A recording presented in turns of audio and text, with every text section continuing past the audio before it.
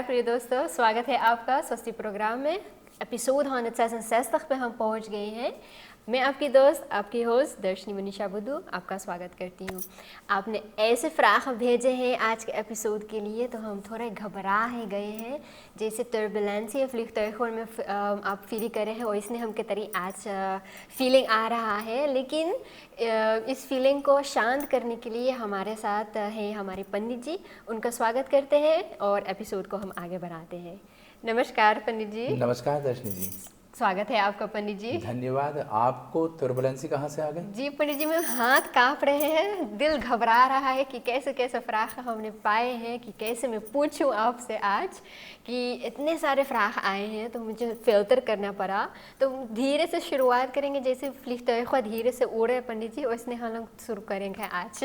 चलो देखते कहाँ तक उड़ान होता है। धन्यवाद पंडित जी। आज तो ऐसे ही एक फ्राख है एक पितृपक्ष के बारे में, कि एक ऐसे महिला है या दर्शक हैं जिन्होंने प्रोग्राम देखे हैं और उनके पास ये प्रश्न आए हैं कि पितृपक्ष में अगर जब हमें खाना निकालना पड़ता है, हमें पूजा करना पड़ता है हमारे पितरों के लिए, तो क्या एक विशेष समय है या हम कभी भी जैसे हम ये इच्छा होती है तो हम कर सकते हैं? हमारे यहाँ पे पितरों के प्रति जो भोजन हम लोग निकालते हैं, कहीं कहीं ये प्रथा है लोगों के घर में कि जब हम देवी देवता का पूजन करते हैं तब भी पूजन के बाद पितरों का पूजन करते हैं, पितरों का जो है भोजन आदि भी निकालते हैं। वैसे हर महीना भी अमावस्या में भी हो सकता है, पितृपक्ष में तो करना ही है। और अपने घर पे जब पूजा भी करते हैं तो पूजा में भी कर सकते हैं। Acha. Maar Pandit ji, is het dan, zoals u zegt, het is wel op een specifieke tijdsperiode, maar een Pitrapaks tijd, als het dat is, dan moet je sowieso dat verplicht dan wel doen. जब verplicht तो ना है, अच्छा, करेंगे तो प्रेम के साथ करेंगे, विश्वास के साथ, श्रद्धा के साथ, इसलिए उसका नाम जो है श्राद्ध भी होता है। जी। जब भी अपने पितरों के लिए हम भोजन निकालते हैं तो वहाँ पर प्रेम के साथ करना है। देवी देवता की पूजा में आप हंस सकते, खिलवाड़ कर सकते हैं, लेकिन पितरों का पूजन में खिलवाड़ नहीं किया जा सकता है। एक बार पितर रूठ गए तो पूरा परिवार में जो है जाकर के थलबली मच जाएगा। अच्छा। और इस हलबली से जो है बचने के लिए, इस घबराहट से बचने के लिए पितरों को शांत करना है, पितरों को प्रसन्न करना है। तो अपने पितरों को जो है संतुष्टि करने के लिए, उनको संतुष्ट करने के लिए, उनको प्रसन्न करने के लिए हम भोजन आदि निकालते हैं। उनको पूजन, उनके पूजन से, उनके श्राद्ध के इस संस्कार से उनको जो हम संतुष्ट करते हैं, शांत करते हैं। और उनसे आशीर्वाद की प्राप्ति भी होता है कि हम पितरों के आशीर्वाद से अपने कुल को आगे बढ़ा सकते हैं। तो यहाँ पर कथा में ही, कथा के बाद में जो पितरों के लिए भोजन आदि निकाले जाते हैं, ये ठीक है। अमावस्या पे आप कीजिए, निवमान जिसको कहते हैं, उस अमावस्या में कीजिए। या तो हमारी जो पितृपक्ष आते हैं, जो दूसरा नवरात्रि से पहले जो होता है 15 दिन, उस 15 दिन में जो अगर आपको पितरों की जो है मृत्यु की तिथि, उनके दिन याद हैं तो उस तिथि पे कीजिए। या तो तिथि याद नहीं है तो अमावस्या पे कीजिए, या तो फिर प्रतिपदा eerste dag van पितृपक्ष तभी कीजिए। Acha. Dus het is eigenlijk dus in ieder geval, je moet wel op de tijd letten. En het is niet dat je gewoon elke dag van een dag gewoon kan uitkiezen om Pitrapaksh puja dan te doen. देखो हमारे यहाँ पे एक तो नित्य कर्म जो होता है उसमें पंचभूत सेवा भी होता है। जी।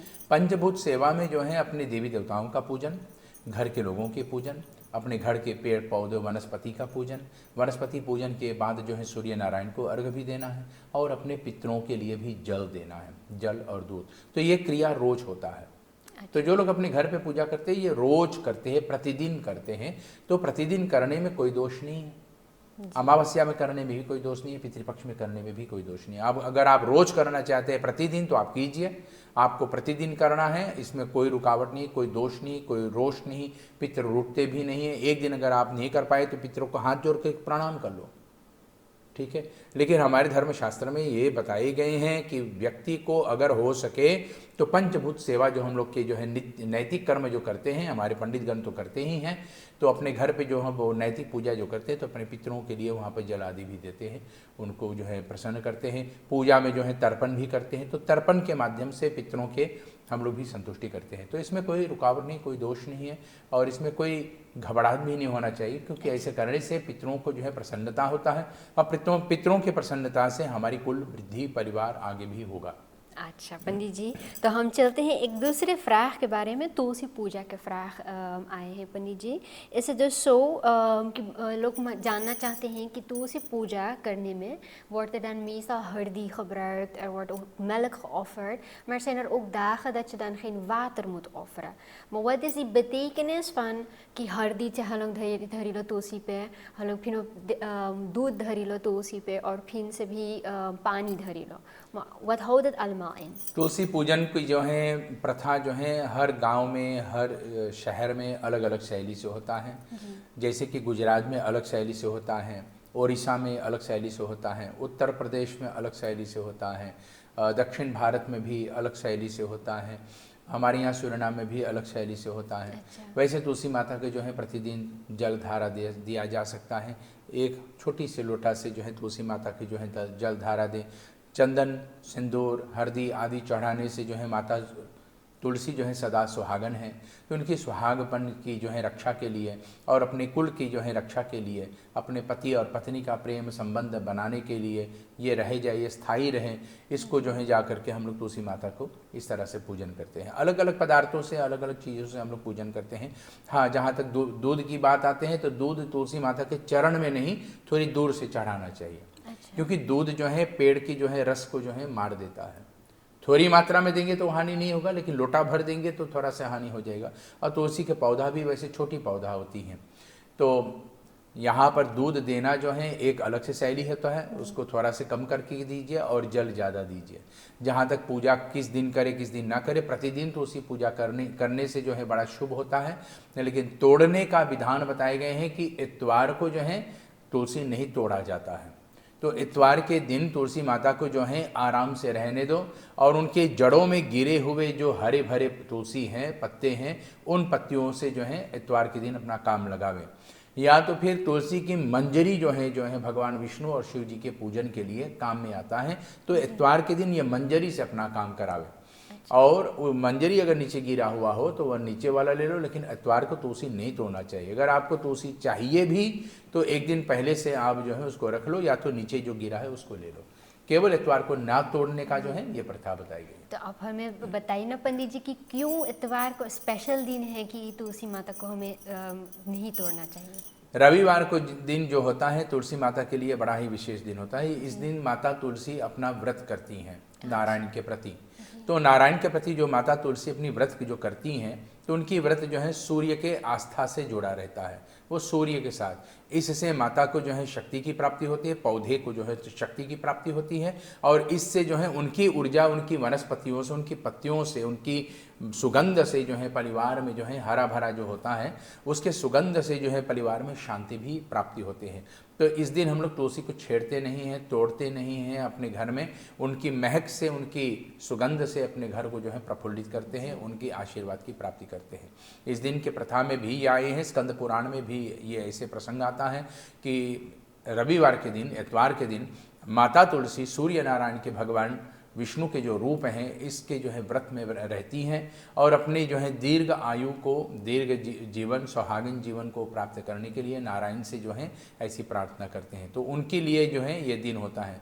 ठीक बिल्कुल जिस तरह से सोमवार को बेल के पत्ते तोड़े नहीं जाते हैं। सोमवार को लोग कहते हैं सोमवार भगवान शिव के पूजा जो है बड़ा श्रेष्ठ होता है, बड़ा महान होता है, लेकिन सोमवार को ही तोड़ना मना है, तो ऐसे कैसे तो हम शिव जी की पूजा करेंगे। तो यहाँ पर भी धर्मशास्त्र बताते हैं कि अगर आपत्तिकालीन या तो किसी भी प्रसंग के लिए आपको तोड़ना पड़ गए तो वहाँ से आप मांग सकते हैं, वहाँ पर आप बोल सकते हैं कि मैं केवल नारायण के पूजन के लिए तुलसी लेता हूँ, तो इतवार को आप ले सकते हैं। या तो आप बिल्व वृक्ष से बोल सकते हैं कि मैं शिव जी के पूजन के लिए बिल्व पत्र लेता हूँ, और वहाँ पर बिल्वाष्टक बोल करके तब बिल्व पत्र तोड़ना चाहिए। ऐसे ऐसे शास्त्रों में विधान है। तो सोमवार को आप तोड़ सकते हैं, लेकिन वहाँ पे बिल्वाष्टक आपको बोलना है। तो अगर सोमवार को आपको नहीं आता है बिल्वाष्टक और सोमवार को आपको बिल्व पत्र चाहिए, तो कहते हैं एक दिन पहले से तोड़ करके और उसको जो है अपना किसी भी सुरक्षित जहाँ पर रख लो, और सोमवार को वही पत्ते से जो है जा करके अपना पूजन कर लो। अब वैसे भी शिव पूजन करने के लिए अगर आपने एक बार तुलसी के बेल के पत्ता चढ़ा दिए हैं शिव जी के ऊपर, और वही बेल के पत्ता को हम धो करके फिर से चढ़ा दें भगवान शंकर के ऊपर, हाँ, तो ये हो सकता है। अच्छा, तो आपने हमें बहुत अच्छी तरह से बताया पंडित जी कि तुलसी की पूजा के लिए हमें क्यों हल्दी और दूध चढ़ाना चाहिए, और ऐसा नहीं है कि पानी नहीं देना चाहिए, लेकिन तोड़ना इतवार को नहीं है। इतवार नहीं। अच्छा, तो पंडित जी ऐसे है कि अब फ्राख आए हैं, तो ऐसे ही कोई जानना चाहते हैं कि अगर हम बगैर जाने कि हम मांगलिक हैं शादी कर लेते हैं और उससे भी लड़कन बच्चे हो जाते हैं, तो इसके कॉन्सिक्वेंसेस क्या होते हैं पंडित जी? देखो, कोई अगर मांगलिक होता है जी तो मांगलिक होने का मतलब ये हैगा कि आपका जो है भारीपन, जो व्यक्ति से आपने विवाह की हैं और वो मांगलिक नहीं है तो उनको ऊपर थोड़ा भारी होगा। जैसे मान लिया जाए मैं मांगलिक हूँ और मैंने किसी से विवाह कर लिया, और उस व्यक्ति के बारे में ना मैंने कभी अपने पंडित से शोधन कराया, ना ही उनका पंचांग देखा, और ना ही उसकी कुंडली को और मैंने ध्यान दिया, तो ऐसा होता है कि मेरा भारीपन, मैं हमेशा उसके ऊपर भारी आऊँगा, और उसके ऊपर भारी पड़ने के कारण से वो थोड़ा से दब जाएगा, नीचा रहेगा इत्यादि, कमज़ोर पड़ जाएगी। यहाँ तक कोई मांगलिक होता है तो वो जो मांगलिक नहीं है उसके जो है बीमारी आदि उत्पन्न होने का जो है संभावना भी होता है। इसलिए हमारे यहाँ पर विवाह शादी करने से पहले अपने पंडित से जो है कम से कम दोनों लोगों का जो है पंचांग मेल करा लो कि दोनों मांगलिक है या नहीं है, या कोई एक मांगलिक है। अगर मांगलिक हैं तो इसका मतलब ये नहीं कि आपके संतान नहीं होगा, संतान तो होगा ही, लेकिन संतान किस प्रकार के होंगे, कैसे कैसे संतान होंगे, ये अलग शैली होता है कि वहाँ पर माता पिता को संतान का सुख होगा या नहीं, ये प्रसंग है। अब जो मांगलिक हैं और दूसरा मांगलिक नहीं है, तो जो मांगलिक नहीं है उनकी आयु घट जाती है, वो कमज़ोर हो जाती है, वो पहले से मृत्यु को जो है प्राप्त कर सकता है। मांगलिक होने का तात्पर्य ये है कि विवाह में वह सुख नहीं रहेगा जो एक दाम्पत्य जीवन में होना चाहिए। दाम्पत्य माने पति पत्नी के बीच में जो सुख होना चाहिए वो सुख नहीं रह जाएगा बराबर। तो ये मांगलिक दोष के कारण है, और मांगलिक दोष जो है शांत किया नहीं जाता है। इसका केवल एक ही उपचार है कि मांगलिक का विवाह मांगलिक के साथ ही करें। अब इतने दिनों के बाद, विवाह होने के बाद मुझे पता चला कि मैं मांगलिक हूँ और मेरे सामने वाला मांगलिक नहीं है, तो इसमें क्या करें? तो कहते हैं यहाँ पर केवल मंगल ग्रह का जो है मंत्र का जाप करते रहें, और मंगल ग्रह से नारायण का जो है विशेष पूजन करें, तो नारायण की कृपा से जो है दोनों के मांगलिक दोष भी दूर होता है। कुंडली में अगर योग अष्टकूट जिसको हम लोग कहते हैं, अष्टकूट मिलान, जैसे मैचिंग हम लोग कहते हैं, मैच मेकिंग, तो यहाँ पर ताराबल, मित्र और इनकी जो है भकूट, नाड़ी इत्यादि ये सब देखना है। तो इनके हिसाब से अगर 24 अंक से ज़्यादा मिल जाता है आपके कुंडली में, जो है आपको 36 अंक मिलेगा, 66% स्कोर, ठीक है। दोनों जने के मैच से आपको 36 अंक मिलेगा, 66%। उनमें से अगर आपको 24 से ज़्यादा भी मिला है तो 24 से ज़्यादा होने के कारण से मांगलिक दोष कट जाता है। तो कदाचित आपके 24 से ज़्यादा अंक की प्राप्ति है और इतने दिनों तक आपका जीवन सुख शांति के साथ गया है, और आपको अब पता चल रहा है कि आप मांगलिक हैं, तो भाई इसलिए हमारे यहाँ पर पत्नियाँ मंगल सूत्र भी धारण करती हैं। मंगल सूत्र के पहनने से कि अगर कोई एक भी मांगलिक हो और हमको पता भी ना है, और बाद में मंगल ग्रह किसी को भी सतावे जिससे पति पत्नी का विक्षोभ हो, अलग हो, वे अलग हो जाते हैं, तो उस दोष को दूर करने के लिए मंगल भारी ना पड़े, इसलिए वो मंगल सूत्र पहनते हैं और दोनों के विवाह सुरक्षित रह जाता है। तो नारी जो है न केवल घर को संभालते हैं, लेकिन उस रिश्ते को भी संभालने का जो है साधन भी बता दी है कि मंगलिक होने का, यानी कि मंगल ग्रह जो होता है वो नारी के ऊपर सबसे ज़्यादा भारी हो जाता है। इसलिए स्त्रियां जो हैं मंगलसूत्र पहनते हैं, और यह मंगलसूत्र पति को जो है मृत्यु से भी बचाते हैं। तो देखो हमारी नारियां, देवियां कितनी मेहनत कर रही हैं अपने पति को बचाने के लिए। वो मंगलसूत्र पहनती हैं, मांग में सिंदूर लगाती हैं, कुल की सेवा करती हैं, परिवार की सेवा करती हैं, बच्चों को भी संभालती हैं, घर को भी संभालती हैं। पति का लंबी उम्र हो इसलिए मांग में सिंदूर हैगा, माथे पे टीका हैगा, मंगलसूत्र धारण करते हैं। हमारे पति लोग क्या कर रहे हैं? यही vraag wie eigenlijk पंडित जी, dus u heeft één vraag voor mij al voor de kijkers dan aangehaald. तो ये प्रश्न भी आए हैं कि ये महिला लोगों ये इतना काम करती हैं तो पुरुष कितना काम करते हैं ये शादी को बचाने के लिए? विवाह गृहस्थी जीवन को बचाने के लिए पुरुष को चाहिए अपने पत्नी का जो है समर्थन करे, उनकी रक्षा करे, उनकी आदर सम्मान करे, उनका सत्कार करे। वो घर की काम कर रही हैं तो उनको जो है थोड़ा प्रोत्साहित कीजिए, उनको आनमोदक कीजिए, ना कि बोले कि het enig recht is jouw aanrecht। नहीं वहाँ पर लोग कह देते हैं, लेकिन ऐसे हमारे सनातन धर्म में नहीं है। हमारे सनातन धर्म में बताते हैं कि पत्नी का जो है सम्मान करना, तो समय समय पे उनको एक तोहफा देना, समय समय पे जो है उनकी जो है बढ़ाई करना, उनकी सौंदर्य की, उनकी मेहनत की प्रशंसा करना है, बलोन में खुद वोर्ड, और उनकी जो है आदर करना, सत्कार करना, प्रेम करना। प्रेम देना ही एक सबसे बड़ा मूल्य विषय है। अगर हम किसी को कहेंगे कि हाँ तूने आज के काम कर दिया, बहुत धन्यवाद, बहुत सुंदर, बहुत अच्छा, तो आपके लिए ऐसे हो जाएगा कि भाई मैं आपके काम से ही प्रसन्न हूँ, आपसे प्रसन्न नहीं हूँ। इसलिए उनकी प्रशंसा भी करना चाहिए, उनको समय समय पे तोहफा देना, समय समय पे घुमाना फिराना, समय समय पे 2-4 मीठे बोली बोल लेना, और ऐसा नहीं कि घर के काम वो काज करती रहे। एक तो आपकी लंबी उम्र के लिए, आपकी स्वस्थ के लिए, आपकी जो है ग्रह पीड़ा दूर हो, इसलिए मंगलसूत्र को पहनती हैं। वो सारी संसार से लड़ती हैं। नारी में इतनी शक्ति है कि वो भगवान को भी झुका देती है जी। तो पति तो क्या, पति भी उसके सामने भी झुक जाएगा। इसलिए नारी के सामने, नारी का अर्थ भी होता है न अरि, जो किसी का शत्रु नहीं है। अरि माने दुश्मन, न माने नहीं, जो किसी की भी शत्रु नहीं है, किसी की भी दुश्मन नहीं है। तो ऐसे में नारी जो है इतनी शक्तिशाली है कि वो चाहे तो पति 100 वर्ष तक जिए, और वो चाहे तो पति तत्काल मृत्यु को भी प्राप्त हो सकता है। जिस दिन नारियां अपना मंगलसूत्र निकाल करके रख दें, उस समय समझ लेना कि पति का पतन होना शुरू हो गए हैं, पति का जो है उम्र घटना शुरू हो जाएगा। इसलिए जब तक नारी के गले में वो मंगलसूत्र है, पति सुरक्षित रहता है। उसके सामने देवी देवता जो है झुक जाता है, उसके सामने देवी देवता जो है संतुष्ट रहता है। इसीलिए हमें अपने जीवन में कम से कम इतना प्रयास करें कि अगर नारी कोई भी काम करता है तो उसकी प्रशंसा करे, उसका आदर करे, उसका सम्मान करे। मैं ये नहीं कहता हूँ कि जोरू को गुलाम बन जाओ, अगर बन भी गए तो इसमें कौन सी हर्ज है, कम से कम अपने घर के ही गुलाम हैं आप।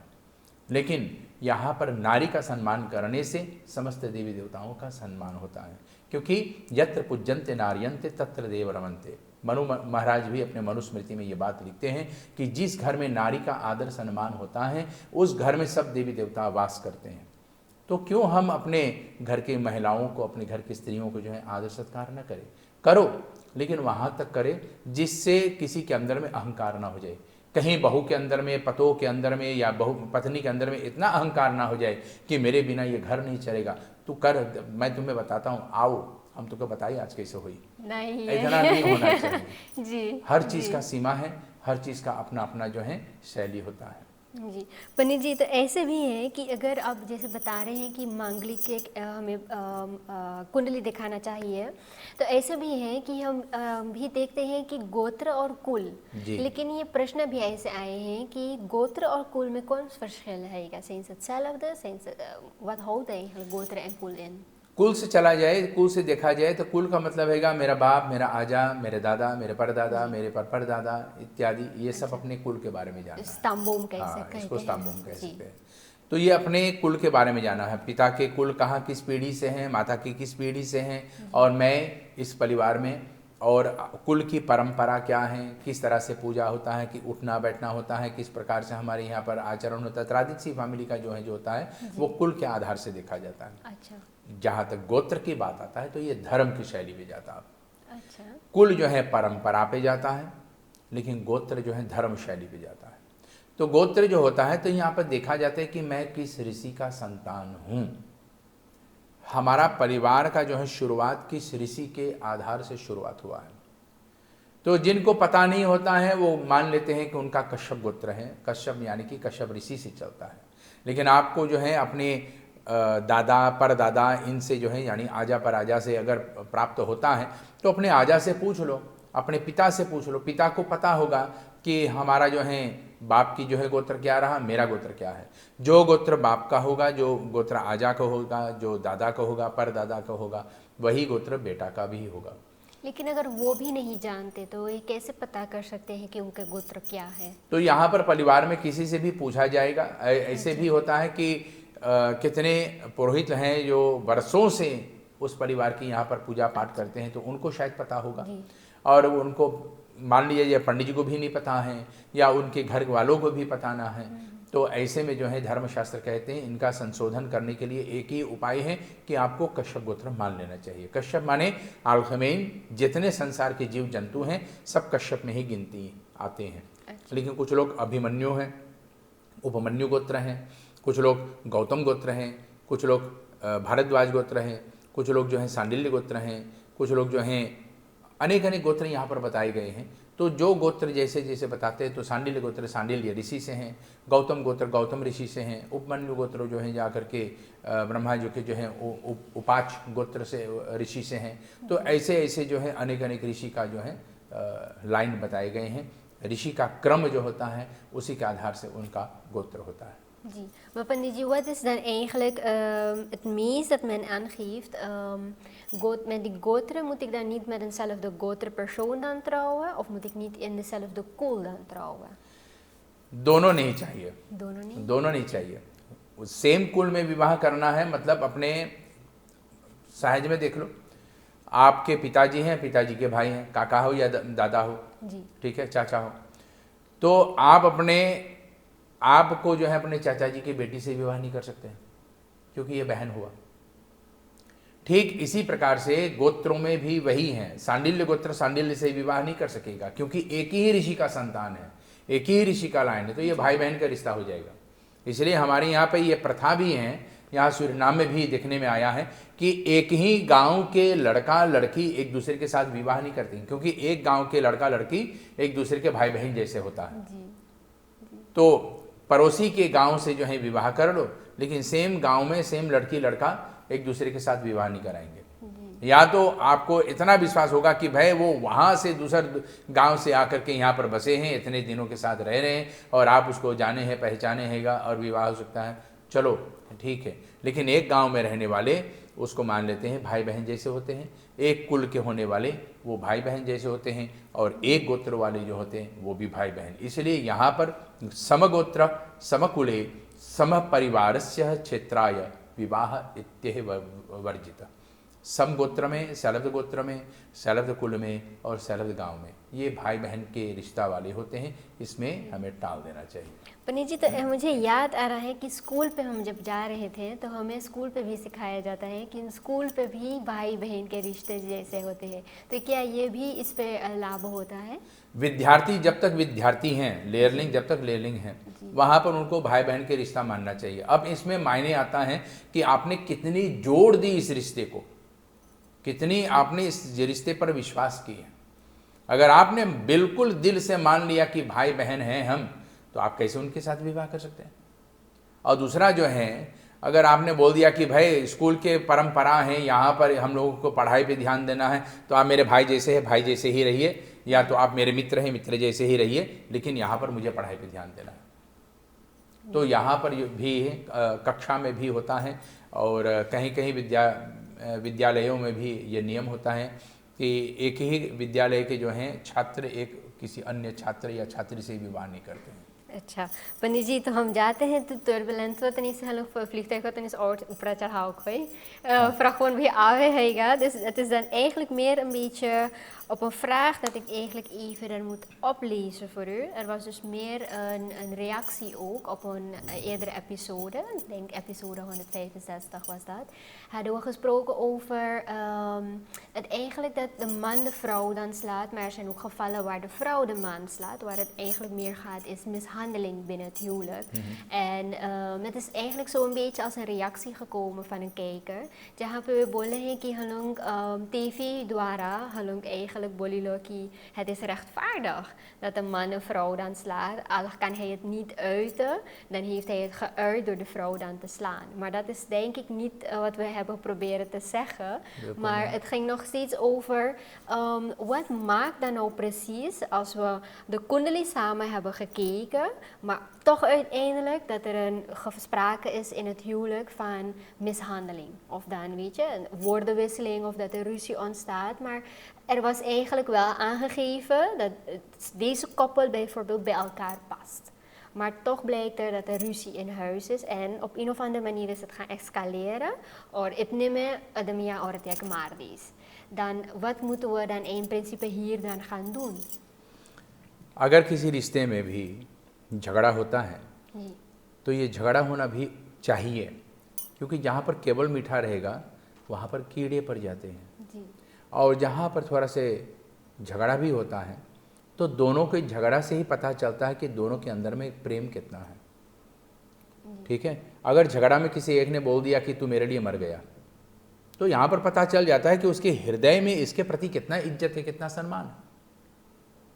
और इतना भी है कि झगड़े के कारण से दोनों के बीच में होने वाला जो प्रेम है वो प्रेम और भी मजबूत हो जाता है। और जहाँ तक मुझे पता है, जहाँ तक मैं जानता हूँ कि किसी के अंदर में कोई बात दबा है, कुछ बोल नहीं पाता है, इसलिए वो अपने पत्नी के ऊपर हाथ उठा दिया है, वहाँ पर मैंने इस बात को बोल करके इसको जो है सांत्वना नहीं दिए हैं या इस बात का समर्थन नहीं किए हैं कि वो उसका मारना उचित होता है। हमने ये बोलने की कोशिश की कि समझें कि क्यों वो हाथ उठाता है। समझना चाहिए हमारे हिंदू की जो हैं सनातन धर्म में जितने भी पुराण, उपपुराण, इतिहास इत्यादि हैं, ये सब जो है फिजिक्स पे भी आता है और साइकोलॉजी पे भी आता है। तो अगर कोई धर्मशास्त्र को पढ़ लेता है तो उसका मतलब ये नहीं कि वो साइकोलॉजी की भी नहीं होता है और सिखातर भी नहीं हो सकता है। वो ये सब उसमें ही आता है। आचरण, बिहेवियर इंसान का कैसे होता है, ये इसमें जो है उल्लेख मिलता है।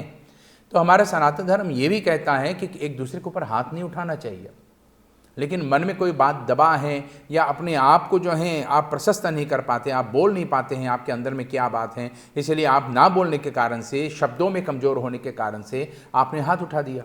तो उसका मतलब ये नहीं कि मैं आपका हाथ उठाना जो है समर्थन कर रहा हूँ। सनातन धर्म ये भी कहते हैं कि अपने शरीर का रक्षा करना हर व्यक्ति का अधिकार है, वो भले पुरुष हो, भले स्त्री हो, भले पति हो या पत्नी हो। हर व्यक्ति को अपने शरीर का रक्षा करने का अधिकार है और उसका ये मूल कारण है जीवित रहने के लिए। तो अगर आपको कहीं पे कष्ट होता है तो ये शास्त्र भी नहीं बोलता कि भाई अलग अलग हो जाओ और अपना जीवन अलग बसा लो या तो फिर किसी और के साथ शादी कर लो, विवाह कर लो।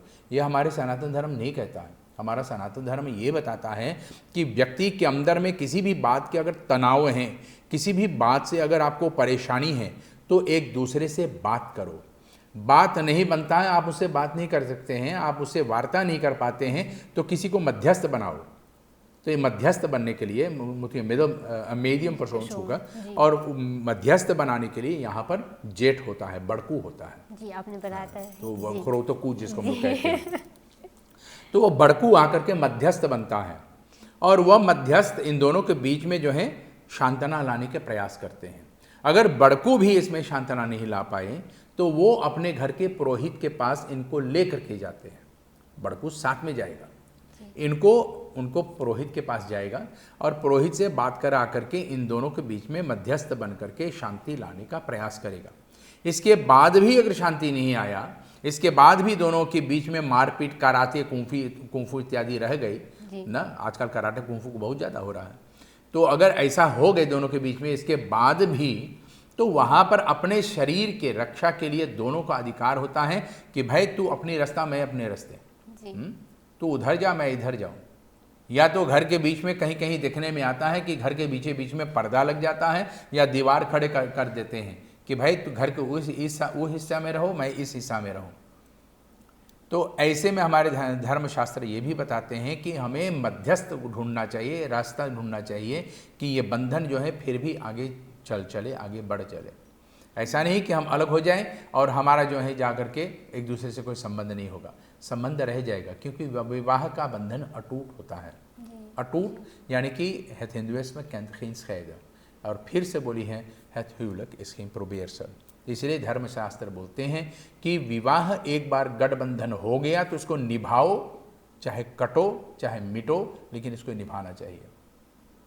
तो कटो मिटने का मतलब ये नहीं कि आप उसके ऊपर हाथ उठावे, कराटे कुंफू करे, नहीं, अपने आप की रक्षा करें। और यहाँ तक भी एक दूसरे को जो है समर्थन करना चाहिए। आप मुझे मार रहे हैं, क्यों मार रहे हैं? मैंने आपका क्या बिगाड़ा है? मैंने तो आपका समर्थन की है, दोनों का आप एक दूसरे से बात करना है। कितने घरों की बात मैंने सुनने को पाया है, कितने लोग मेरे पास आए कि पति पत्नी को मारता है, लेकिन सुनने में ताजुब तभी होता है, आश्चर्य होता है जब सुनने को मिले कि पत्नी पति को मारता है। ये भी होता है। किसी को एक दूसरे के ऊपर हाथ नहीं उठाना चाहिए, और जहाँ पर हाथ उठाने की बात आई वहाँ पर चुप हो जाना सबसे ज़्यादा अच्छा होता है।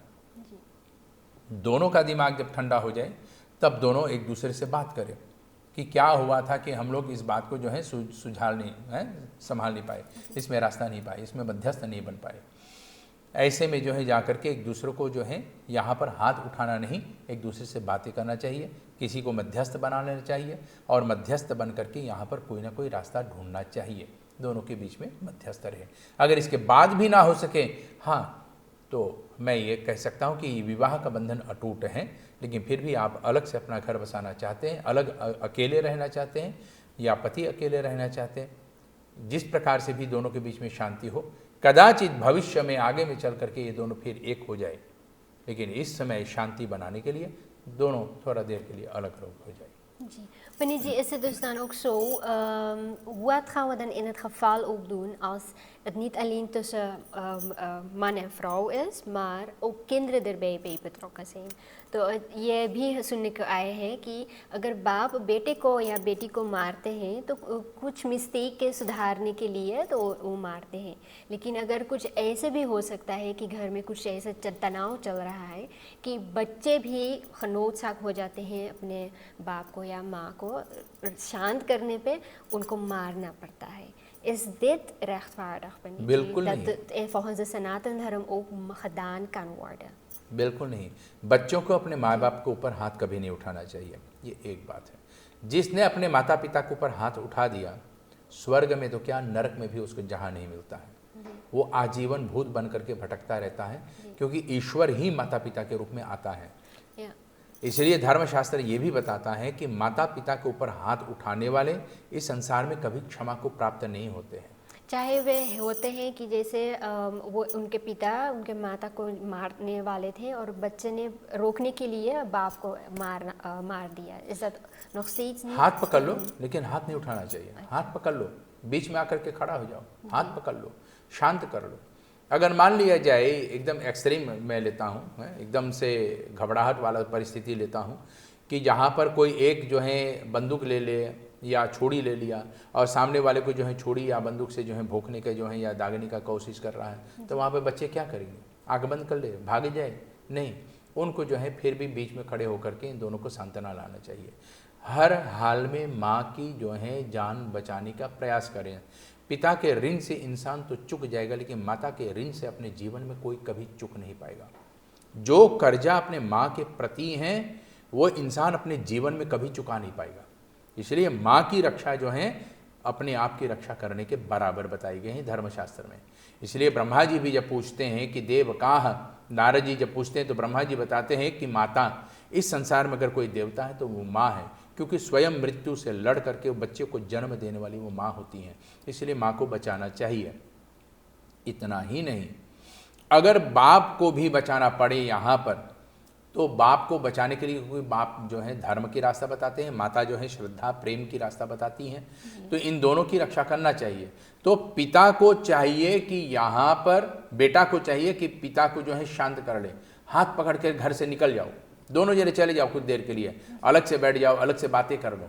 लेकिन हाँ, जहाँ पर बाप जो है स्वयं शराब पी रहे हैं और बेटे को भी कहते कि बेटा तू भी पी, तो ये रिश्ता जो है बिल्कुल गलत हो जाएगा। जिस दिन बेटा और बेटी माता पिता की जूते में अपना, उनकी चप्पल में अपना पैर रखना शुरू कर दिया, समझ लेना कि यही बेटा यही बेटी मेरा मित्र है, मेरा दोस्त है। अब बेटा की रिश्ता खत्म, अब मित्र के रिश्ता है। उसका मतलब, इसका मतलब ये होता है कि माता पिता जो हैं उस बच्चे से अपनी मन की बात भी कर सकते हैं कि मुझे ये दुख है, ऐसे हैं। तो वो बच्चे जो है माता पिता के जो है बीच में एक प्रकार के मध्यस्थ बन जाता है कि पिताजी को इतना दुख है, माताजी को इतना दुख है, मैया बप्पा आप जो हैं जा कर के शांत हो जाइए, उनके ख्याल रखना। पिताजी इस बात को बोल करके रो रहे थे, पिताजी माता ऐसी बोल करके रो रही थी, आप उनकी बातों को क्यों नहीं समझते हैं? यहाँ पर बच्चों के ये काम हो जाता है कि माता पिता के बीच में शांति लाने के लिए। और जहाँ तक बच्चे भी हो गए तो माता पिता को मैं और मैं के बारे में बात नहीं करना चाहिए। वहाँ पर मैं नहीं, वहाँ पर हम हैं, वहाँ पर एक नहीं, वहाँ पर वै है। तो ये praat niet meer over de ik-vorm, ये praat over de wij-vorm। जहाँ पर जिस घर में संतान हो गए वहाँ पर माता पिता अब अकेले नहीं हैं, वहाँ पर बच्चे हैं। तो दोनों का अधिकार होता है, दोनों का जो है धर्म होता है उस बच्चे की अच्छे परवरिश के लिए आगे बढ़ना, और उस बच्चे को जो है आगे बढ़ाने के लिए दोनों का दायित्व होता है कि वहाँ पर वो अपना मैं की बात ना करे और वो माता अपनी मैं की बात ना करे, दोनों उस बच्चों के प्रति बात करें। जी पंडित जी, तो एक ऐसे हैं कि हमें और एक और फ्राक पूछ सकती हूँ, तो चलते हैं। तो एक दूसरा फ्राक है कि क्यों ऐसे होते हैं कि अगर हम माता पिता के बच्चे होते हैं तो हमारे कलर के हिसाब से, किसी और के बच्चे तो हो ही नहीं सकते, नहीं तो पंडित जी, वरना लेकिन चार पैर हो जाएगा। ऐसे होते हैं भी पंडित जी कि वे सोचते हैं कि वे बच्चे सोचते हैं, वे जानते हैं कि वे उनके माता पिता हैं, लेकिन कुछ साल बाद तो ये पता चलता है कि वे ब्यूरमन या ब्यूफ्राउ के बच्चे हैं। हरे राम। पंडित जी, तो कैसे इस परिस्थिति में हमें क्या करना चाहिए पंडित जी? यानी कि माता पिता जो घर में है वो असली माता पिता नहीं है, दोनों में से एक नकली है, दोनों में से एक ही नकली होगा। और पता चलता है कि अड़ोस पड़ोस को या किसी और की संतान है। इसमें जो है केवल एक ही बात बोला जा सकता है, भगवान श्री कृष्ण को देखो, जन्म ली हैं माता देवकी और भगवान वसुदेव से, ठीक है। भगवान ने इन दोनों से अवतार लिए, दोनों इनकी माता पिता कहलाए। कारागार में जन्म हुआ, लेकिन अपने माता पिता के पास एक दिन तक नहीं रहा, तुरंत चल गए वसुदेव और अपने सिर पे लेकर के गोकुल, और गोकुल में पहुँचे तो यशोदा और नंद बाबा इनके माता पिता बने। धर्मशास्त्र ये कहता है कि पालने और पोसने वाला जो है, जो आपको बड़ा किए हैं, वो जन्म देने वाला माता पिता से बड़ा होता है, तो उनका आदर करें। इतने दिनों के बाद आपको पता चला है तो इतने दिनों तक वही आपका परवरिश कर रहे हैं ना, इतने दिनों तक वही आपको संभाल रहे हैं, उन्हीं के लाड प्यार से आप बड़े हुए हैं। या तो फिर पड़ोसी वाले या जो असली माँ बाप होगा, बायोलॉजिकल माता पिता जो होता है, वो आकर आपको संभालते हैं। नहीं, जिस घर में आप हैं वहीं के माता पिता आपको संभालते हैं, इसका जो है आदर करना चाहिए। भगवान श्री कृष्ण भी इस बात को जो है महाभारत के जो है इतिहास में सुनने को मिलता है कि जन्म देने वाला उतना बड़ा नहीं होता है जितना पोसने वाले, पालने वाले, संभालने वाले, आपको बड़ा करने वाला होता है। तो बड़ा करने वाला जन्म देने वाले से भी बढ़कर होता है। जन्म देने वाला तो पूजनीय है, आदरणीय है, सम्माननीय है, आप उसका कुल, उसका गोत्र आदि लेकर के चलेंगे, लेकिन जिसने आपको संभाले हैं, पोसे हैं, बड़े किए हैं, उसका आप ऋणी रह जाओगे, कर्जा रह जाओगे, और इसको चुकाने के लिए आपको सदैव उसको अपने माता पिता के रूप में मानना ही पड़ेगा। लेकिन पंडित जी, बच्चों पे तो ये जायज़ होता है कि वे इतनी से नाराज़ हो जाए अपने माँ बाप से कि क्यों ऐसे आपने किया है, क्योंकि शादी तो आपने उनके जैसे, उनका मानना है उनके पिता से किए हैं, लेकिन कुछ कारण से, पता नहीं कौन से कारण होते हैं, कितने कारण होते हैं, तो je overspel gespraken aanzetten. En dan komt er een kind, maar dan kom je op een later tijdstip te weten van mijn vader is niet de vader die ik altijd heb geweten dat mijn vader is. Mag ik dan niet terecht boos worden? En dan komt er ook een beetje sprake van dat sommige kinderen ook depressief worden. En ये कारण भी होते हैं कि कुछ लड़कन अपन ये सवाल के बारे में पूछते रहते हैं, जानना चाहते हैं और सेल्फ मोर्ड भी प्ले कर लेते हैं। कितना जायज़ ये होते हैं पंडित जी ये कदम उठाने के लिए? यहाँ पर गुस्सा करने से कुछ नहीं होगा, क्योंकि गुस्सा करने से माता पिता तो बदल नहीं जाएगा। आपको पता चल गए हैं कि आपको जो है जन्म देने वाला पिता कौन है या माता कौन है, और आपको पता भी चल गया है कि आपको संभालने वाले, पोसने वाले कौन है। तो इस बात में आपको एक प्रकार के जो है झटका जरूर लगेगा, झटका लगेगा कि भाई मैं जिसको पिता कह रहा हूँ वो मेरा पिता है नहीं, मेरा पिता तो कोई और है। तो ऐसे में अगर आपको झटका भी लगा तो आपको इस बात को सोच करके पहले इस बात को सोचिए, क्या इतने दिनों तक जिसको मैं पिता मान करके आया हूँ, क्या उसने मेरा परवरिश नहीं किया? क्या उसने मुझे प्यार नहीं दिया? क्या उसने मुझे भूखा रखा है? क्या रात दिन मुझको मारता रहा? इस बात को पहले आप सोचिए, उसके बाद गुस्से के बारे में सोचिए। पहले आप इस बात को सोचिए कि क्या जिसने मेरे परवरिश की है, क्या उसने मुझे वो प्यार नहीं दिया? क्या मुझे अपनी गोद में लेकर के खिलाई नहीं, उंगली पकड़ के चलाई नहीं? क्या ऐसे पिता का मैं निरादर करूं, जिसने मान लिया जाए वो हमसे पहले इस बात को भी जानते थे कि मैं उसका संतान नहीं हूं, लेकिन फिर भी उंगली पकड़ के चलाया, पीठ पे बिठाया, कंधे पे बिठाया, अपने आंख के तारा समझा? क्या ऐसे पिता का मैं निरादर कर दूं? उस समय हमारा धर्मशास्त्र कहता है कि जिसने आपके प्रति अपना प्रेम लुटाया है, जिसने अपने जीवन को आपके प्रति न्यौछावर की है, उस पिता का जो है सदैव आदर भी करें।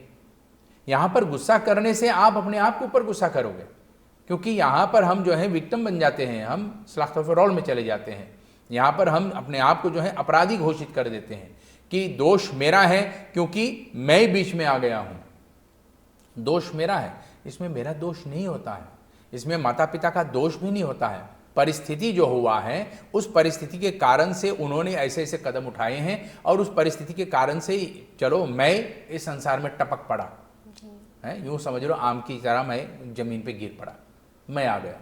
और मेरे आने से जो है माता पिता के ये रिश्ता तो रहा, माता पिता ने दोनों मुझसे प्यार की, माता पिता ने दोनों हमको, मान लिया जाए आपके माता पिता ने आपसे प्यार नहीं की, लेकिन फिर भी उसी घर में रह रहे हैं, उसी के बनाई हुई, पकाई हुई, लाई हुई धन से आपका जीवन चल रहा है, उसी के बताए हुए रिश्ता से रास्ते पे चल करके आप अपने जीवन को निर्वाह कर रहे हैं। तो इसमें ये मतलब नहीं कि मैं रुठ जाऊं या गुस्सा करूं या मुझे झटका लगा है। हाँ चलो थोड़ा देर के लिए झटका लगा है, आप एकांत चाहते हैं, सोचना चाहते हैं, इस बात को पहले आप सुलझाना चाहते हैं कि मैं करूं तो करूं क्या, मैं जानना चाहता हूं कि मेरे बायोलॉजिकल माता पिता कौन है, उसको मैं ठीक से जान जाऊं। जान करके क्या करोगे? अब तो आप किसी को माता पिता बोल रहे हैं, उसी को मान करके चलिए। बस पीछे दिमाग में एक बात रखना पड़ जाएगा कि मेरा पिता कोई और है, ये तो नहीं है, लेकिन आपको संतुष्टि होना चाहिए, एक प्रकार से तफरीदा है होना चाहिए कि आपके एक नहीं दो पिता है। Nieke Panitje, als ik dan een situatie gaat schetsen, als een van die vaders komt te overlijden, of je biologische vader. Nou, wie toe gaat het kind eerder die plicht moeten vervullen als kind?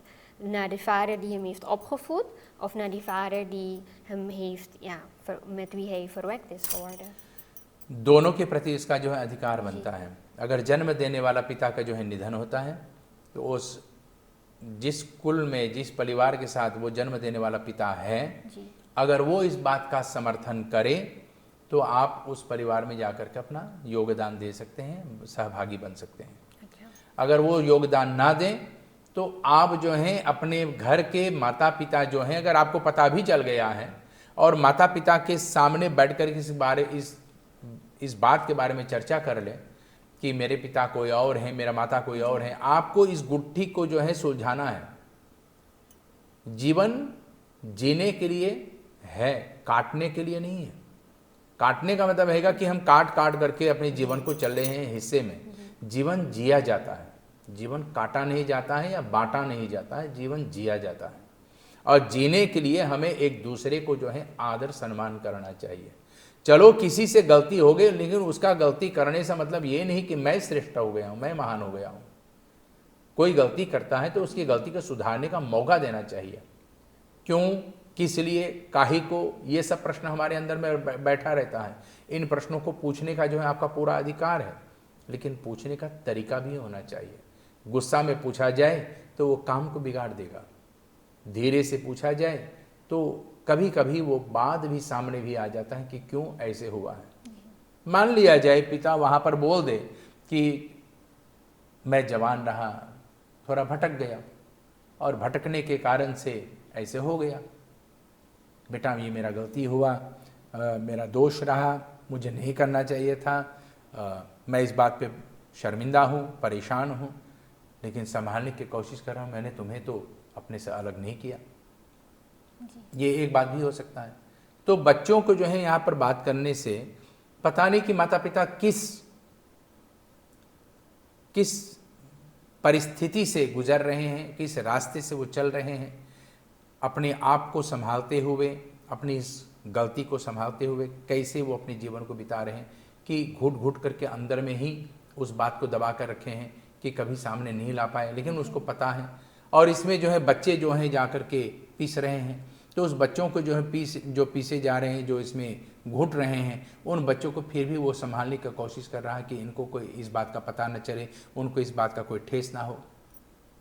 इसलिए बच्चों का फ़र्ज भी बनता है कि जो माता पिता ने इनको इतने दिनों तक परवरिश की हैं, उनका भी आदर सत्कार करें। क्योंकि अगर वो चाहते और जानते भी कि आप उनके संतान नहीं, तो आपको घर से बाहर भी कर सकते थे, और आप फुटपाथ पे आ जाते तो पता नहीं दरे दरे आप कहाँ कहाँ पर भटकते।